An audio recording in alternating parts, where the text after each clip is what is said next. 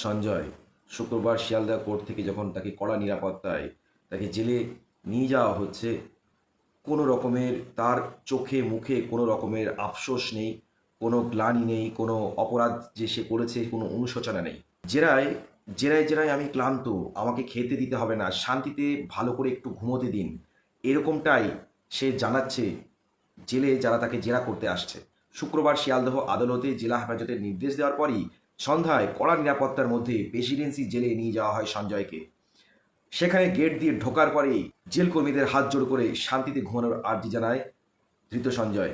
এই বন্দিকে নিরাপত্তার কথা ভেবে দুই প্রাক্তন মন্ত্রী পার্থ চট্টোপাধ্যায় আর রেশন চোর জ্যোতিপ্রিয় মল্লিক সেল থেকে কিছুটা দূরে নিরিবিলি একটি সেলে তাকে রাখে। জেল সূত্রের খবর, ওই সেলেই একসময় কুণাল ঘোষ আত্মহত্যার চেষ্টা করেছিল।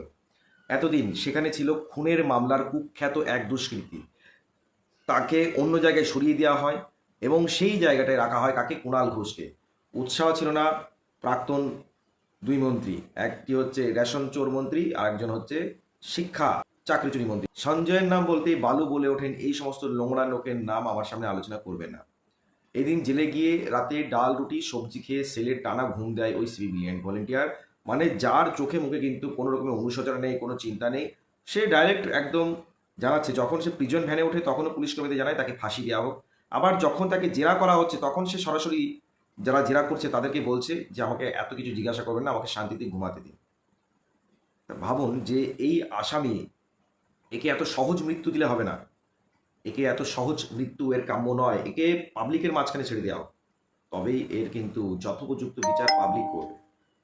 ফাঁসি এর জন্য চরম মৃত্যুদণ্ড নয়, ফাঁসির থেকেও যদি বেশি কিছু থাকে তাহলে এই ধৃত আসামি সঞ্জয়কে দেয়া হোক।